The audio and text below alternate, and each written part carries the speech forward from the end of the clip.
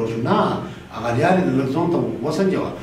یاد ورکشاپ چې د خوست اطلاعات او کلتور ریاست په همکارۍ د سیمهیزو غږیزو او انځوریزو رسنیو خبریالانو او کارکوونکو لپاره جوړ شوی و په ترڅ کې د بشري حقونو او رسنیو د څار ادارې د رسنیو او خپرونو رئیس استاد عزت الله اکبري لخوا ګډونوالو ته د امنیت او مسؤلیت په هکله مفصل او ګټور معلومات وړاندې شول.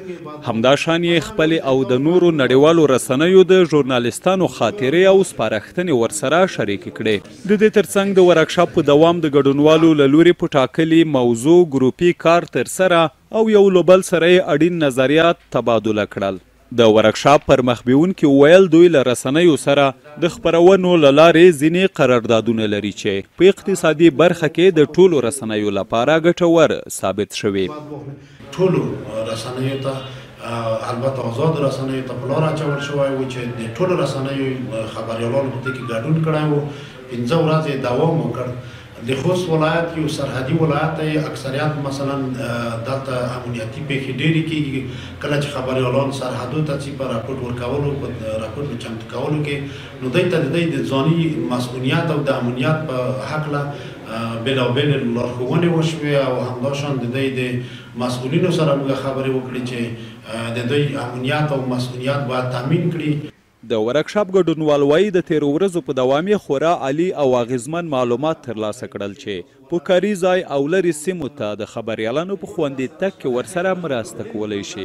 د خوست اطلاعات او کلتور ریاست د اطلاعاتو امیر او د رسنیو خبریالانو غوښتنې لري چې راتلونکي کې د په ولایتي او ملي کچه د ته ورته نور مهم ورکشاپونه هم جوړ او په کار بوخت خبریالان دې ور وبلل شي څو له معلوماتو په ګټې اخیستنې یې دوی په خپلو دندو کې خوندي او بریالي شي.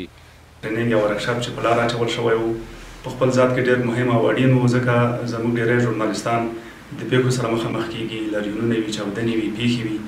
نو دوی ته په دې ورکشاپ کې دا وښودل شول، هغه لارې چارې ورته وښودل شوې چې څنګه دوی په داسې حالاتو کې د خپل ځان ساتنه وکړي او ځان خوندي وساتي. یعنې پوهه که یو خبریال به یو ځای ته ته دته دا معلومات نه کېده چې څنګه څه مثلا راپور په کومه برخې کوم ځای کې ماته مشکل جوړېدای شي، زما امنیت زما مسؤلیت ګواښي. اوس ته ډېره په دغه مسایلو باندې پوه شوي یو ته ډېره یو خبریال کولی شي ځان مسؤل وساتي. نو زموږ لپاره پروتکول کې ډېر زیات مهم و او په دغه ورکشاپ کې چې کوم د امنیت یا مسؤلیت د خبریال یا په ټوله کې د یو ادارې د کارمند لپاره کوم ورکشاپ موږ ته راکړل شو هغه زموږ لپاره ډېر زیات مهم و چې په ساحو کې او یا هم په داخل د ادارې یا په کاري ځای کې موږ څنګه برخورد وکړو، څنګه چلند وکړو، څنګه هغه کاري برخې مخکې یوسو.